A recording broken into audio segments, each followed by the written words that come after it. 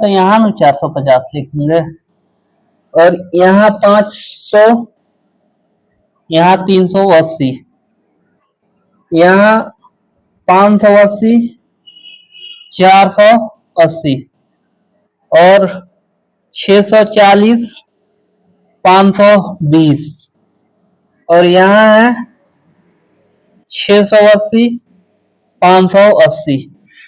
ठीक है, इसको कुल कीजिए, इसको घटाइए, कितना होगा? 0 3 2 230। इसको कीजिएगा आपका 120, इसको कीजिए 100 का अंतर हो जाएगा, और इसको आप 140, ये आपका 100, आप जोड़िए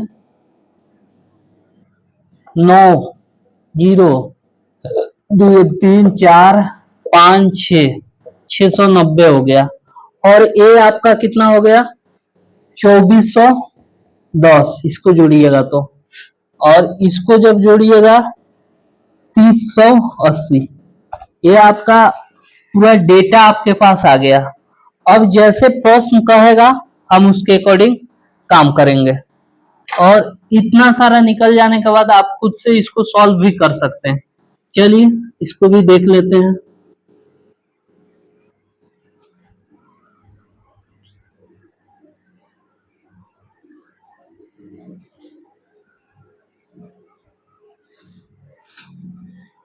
देखिए इसमें बहुत टाइम लग रहा है, और इसको आप सीख गए तो आगे में कोई प्रश्न में दिक्कत नहीं होगा। ठीक है, आप इसमें 5 प्रश्न दिया हुआ है, आप पांचों प्रश्न को हल कर सकते हैं। अब कह रहा है कि 2004 और 5 में सभी विद्यार्थियों से परीक्षा में बैठे विद्यार्थियों की संख्या के बीच के अनुपात निकालना है। पहला क्या करना है? वर्ष 2004 में बैठे विद्यार्थियों, पहला प्रश्न कह रहा है, सॉरी,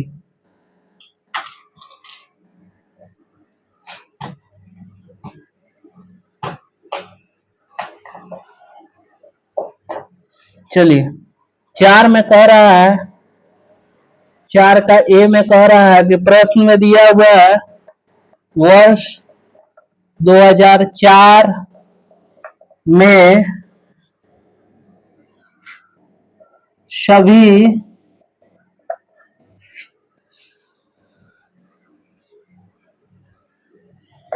चार में विद्यालय में विद्यार्थियों की संख्या, इसको लिखेंगे कैसे? देख रहे हैं कैसे लिख रहा है? विद्यार्थियों की संख्या कितना होगा?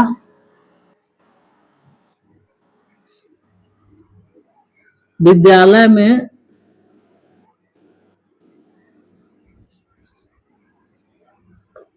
परीक्षा में बैठे विद्यार्थियों की संख्या। ठीक है, कितना हो जाएगा? कुल टोटल आया था 2004 में 2770। बी फिर कह रहा है कि वर्ष 5 में, वर्ष 2005 में विद्यालय में परीक्षा में बैठे विद्यार्थियों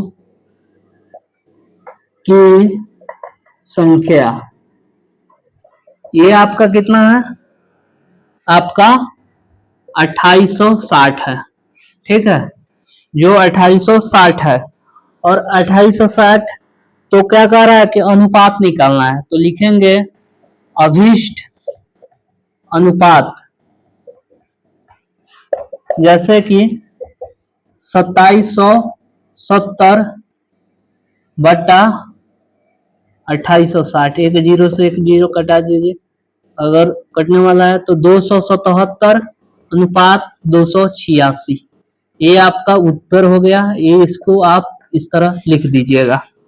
उसके बाद कह रहा है कि बी में कह रहा है कि वर्ष 2006 के दौरान किस विद्यालय में परीक्षा में बैठे हुए विद्यार्थियों की उत्तीर्ण हुई प्रतिशत निकालना है 2006 में। 6 में अब कह रहा है कि इसमें सर्वाधिक पूछ रहा है, तो जैसे आप एक एक करके निकालिएगा। जैसे एक का एक प्रश्न बन चुका है।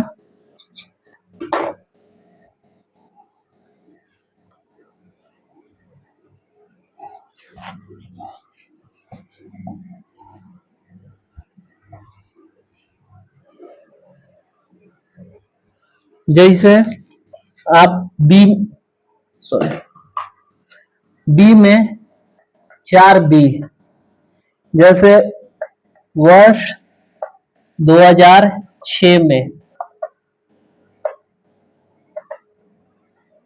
ए में देखेंगे, ए में कुल कितना विद्यार्थी है, उत्तीर्ण का प्रतिशत निकालना है।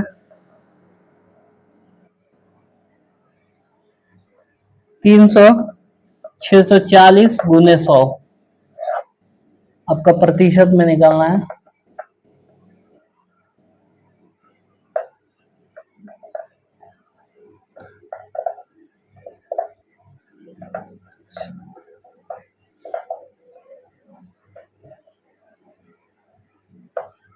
ठीक है, इसमें कीजिएगा आप, इसको जब निकालिएगा कैलकुलेटर रखिए, इसीलिए कैलकुलेटर दिया गया है कि 3000 भागा 30,000 सॉरी 640, इसको निकालिए 46.875 आएगा, तो आप 2 अंक तक लीजिए।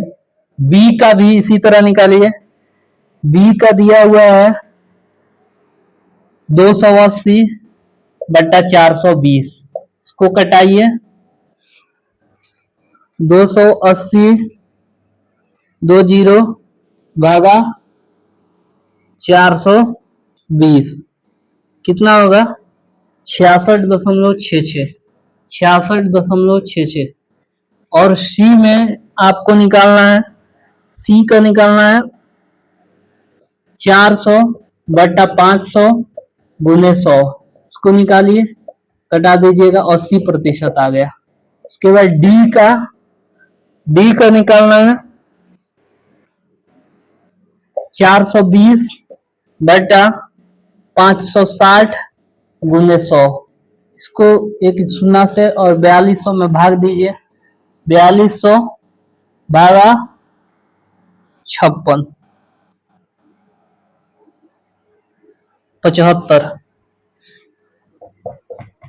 75%। और ई में जब निकालिएगा, ई का 580 सॉरी 580 गुने 100, इसको एक शून्य से एक शून्य, 5000 भागा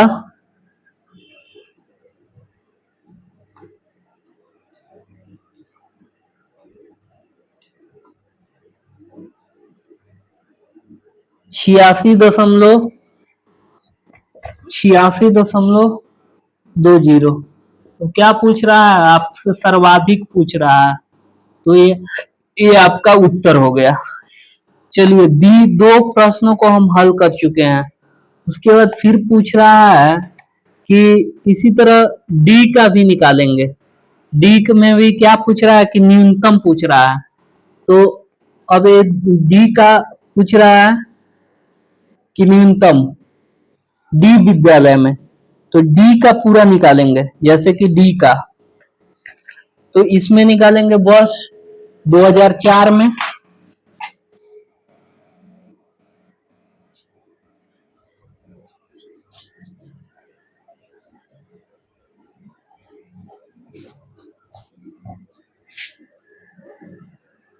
डी में विद्यालय डी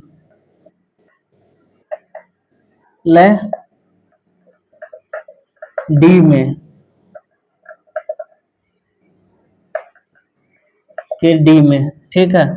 वर्ष 2004 में, वर्ष 2004 में निकालिएगा 560, सॉरी 460 बटा 560 गुने 100, इसको कटाइएगा तो आपका आ जाएगा 79.31%, ठीक है।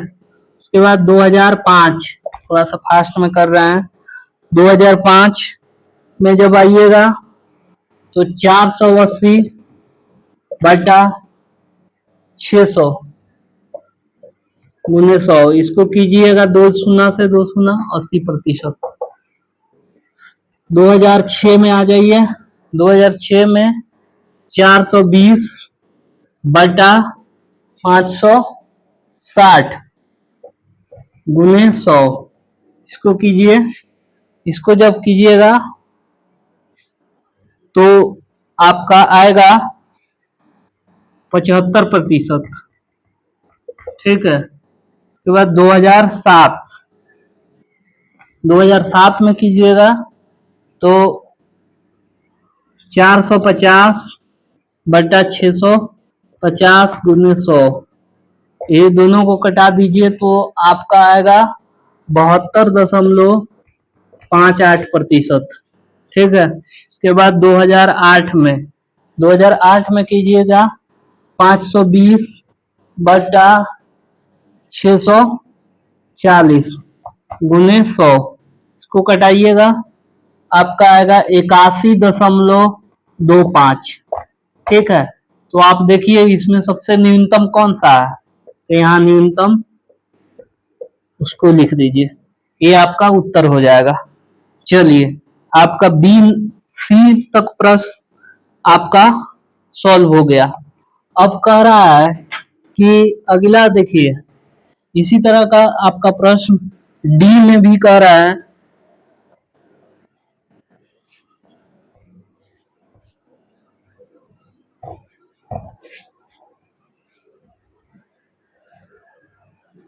इसमें डी में आपका प्रश्न कह रहा है कि वर्ष 2007 में, 4 का डी में कह रहा है कि वर्ष 2007 में सभी विद्यार्थियों से मिलाकर परीक्षा में बैठे विद्यार्थियों में से उत्तीर्ण विद्यार्थियों का कुल का प्रतिशत। अब देखिए यहाँ 2007 में देखिए में सभी विद्यालय, तो आपका कुल विद्यार्थी कितना हो जाएगा, विद्यार्थी निकाले थे उसमें कितना होगा कुल विद्यार्थी 2950, और कुल उत्तीर्ण विद्यार्थी की संख्या, कुल उत्तीर्ण विद्यार्थियों की संख्या कितना हो जाएगा 2170, और उसके बाद क्या निकालेंगे अभिष्ट प्रतिशत। आप जब इसका प्रतिशत निकालिए 2170 बटा 2950 गुने 100, ये जैसे निकालिएगा तो आपका आएगा 73.55, लगभग अप्रॉक्स कितना 74% लगभग, ठीक है। और यह आपका 74% आ गया। और इसके बाद ई नंबर प्रश्न में क्या कह रहा है कि दिए गए सभी वर्षों में विद्यालय बी और विद्यालय सी में उत्तीर्ण विद्यार्थियों का औसतों की संख्या का अनुपात निकालना है। अब देखिए कह रहा है कि बी में उत्तीर्ण विद्यार्थी और इसका औसत का उत्तीर्ण निकालना है, औसतों की संख्या के बीच का अनुपात निकालना है। तो हम क्या करेंगे, तो सभी विद्यालय में पहले कुल विद्यार्थियों की संख्या लिख लेंगे, ई नंबर, ये लास्ट प्रश्न है,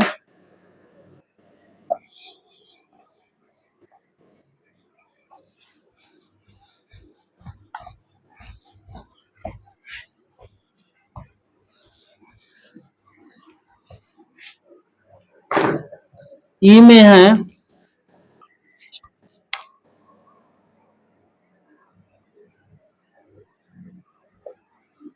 4 के ई में है कि विद्यालय बी में और विद्यालय सी में। ये देखिए दोनों को आप लिख लीजिए। में उत्तीर्ण विद्यार्थियों के बीच के औसत का अनुपात निकालना है। उत्तीर्ण और औसत इसका निकालना है।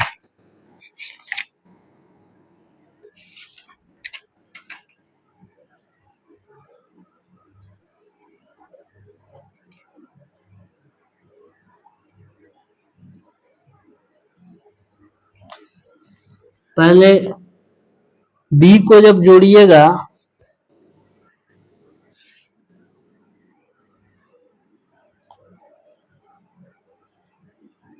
यहाँ एक प्रश्न में गलत दिया हुआ है।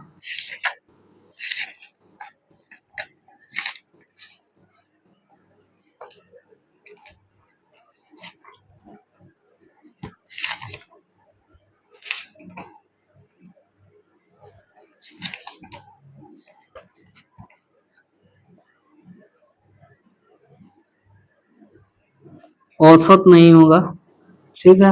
विद्यार्थियों की संख्या का के बीच के अनुपात निकालना है, उत्तीर्ण, ठीक है। उत्तीर्ण विद्यार्थी, उत्तीर्ण विद्यार्थी, ठीक है। और जैसे कि 2004, 2005, 2006, 2007, 2008, ठीक है। और नीचे में कुल लिख लेंगे। अब क्या कीजिएगा, 2004 में कितना है, 250 है। इसमें कितना है, 2005 में 300 है। और इसमें आपका 280 है। और 2007 में 320 है। और यहाँ है 8 में है 380। इसको कुल को जब जोड़िएगा तो आपका आएगा 1530 आ जाएगा। और उसके बाद उत्तीर्ण सी में देखिए, सी को जब जोड़िएगा उसी तरह 350, 200, 420, 400, 400, 450 और 480, 480। इसको जब जोड़िएगा कुल तो आपका 2500 आएगा, 2500, ठीक है। तो इसमें होगा अभिष्ट अनुपात, लिखेंगे। तो अनुपात में आपका ये क्या है, 1530 आया है और वह है 250। तो 1530 बटा 2500, एक जीरो से एक जीरो, तो 153 अनुपात 250। ये आपका उत्तर हो गया। दो प्रश्नों को हम लोग देखें, दोनों प्रश्न 3 और 4 को हम लोग कंप्लीट कर चुके हैं। और उसके बाद एक 5 प्रश्न को हम लोग सॉल्व करेंगे कल। 5 और 6 को कल हम लोग देखेंगे। और आज हम लोग इतना ही, पर इस चीज को रखने देते हैं कि ताकि ये 2 प्रश्नों को आप हल किए हैं, आप इसे आगे भी बढ़कर देखिएगा। हम एक एक प्रश्न को हल कर देते हैं। छोड़िए, आप 4 तक पहुंचे हैं और 2-2 प्रश्न ये बहुत रिलेवेंट है। आप एग्जाम पॉइंट ऑफ व्यू से आप देखिए कि जैसे कि हम आपको पहले ही बताए थे, प्रतिशत का यूज होगा, औसत का यूज होगा और अनुपात का यूज होगा। ये 3-4 टॉपिक घूम फिर कर आएगा, ठीक है। और इतना सारा चीज को हम लोग यूज कर रहे हैं। और इसी टाइप का ये प्रश्न आपके एग्जाम में भी पूछा जाता है। इसको जितना आप मजबूत रखिएगा, आप आगे में भी कोई दिक्कत नहीं होगा। एक एक प्रश्न को हम लोग देख रहे हैं अभी तक तो 4 प्रश्नों को हम लोग देख चुके हैं और इतना ही धीरे धीरे हम लोग सारे चीजों को कवर कर रहे हैं। और आप लोग लेट्स लर्न विथ विकास के साथ जुड़े रहें। आप इतना बताएं कि इससे आपको समझ में आ रहा है कि नहीं। आप दो काम कीजिए, अगर आपको नहीं समझ में आ रहा है तभी भी कमेंट कीजिए, और आप इसको कितना आपके लिए रिलेवेंट हो रहा है, फायदा हो रहा है, ये भी आप बताइए। आप ताकि वीडियो मैं बना रहा हूं तो आपको उस चीज का लाभ हो रहा है कि नहीं, और लाभ होना आपके लिए सबसे ज्यादा जरूरी है। अगर आपको नहीं समझ में आ रहा होगा तो और इसका तरीका हम लोग बताएंगे, और इससे आपका आसान तरीका नहीं हो सकता है। और आप कोशिश कीजिए, छोटे छोटे प्रयास से ही आदमी आगे बढ़ता है। धीरे धीरे हम लोग भी क्या कर रहे हैं, एक कोशिश कर रहे हैं, और इस चीज को हम पूरा करने का प्रयास करेंगे। और धीरे धीरे मैं प्रयास भी कर रहा हूँ। हम जिस तरह धीरे धीरे आपको ले चल रहे हैं कछुए की रफ्तार में, आप मेरे साथ जुड़िए। आप मेरे वीडियो को ज्यादा से ज्यादा शेयर कीजिए।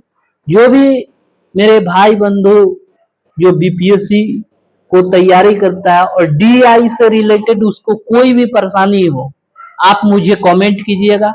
मैं उसको आपको समझाने का प्रयास कर रहा हूं। आप एक एक चीज को देखिए। मैं शुरुआत से ही बोल रहा हूं कि बेसिक अगर आपका ये मजबूत रहेगा, 4-5 टॉपिक, और तो आपको बहुत ज्यादा समझ में आएगा।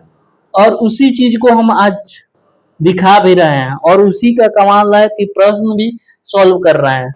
और देखिए इससे आपको बहुत फायदा होगा।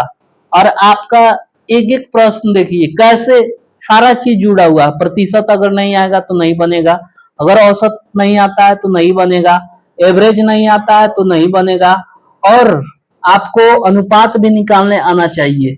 तो इतना सारा जोड़ घटाव का पूरा खेल है। आपका प्रेजेंट ऑफ माइंड यहाँ पर आना चाहिए, बोर्ड पर कंसंट्रेट होना चाहिए, तो तब जाकर ये सारी बातों आपको समझ में आएगा। ठीक है, तो आज के लिए इतना ही।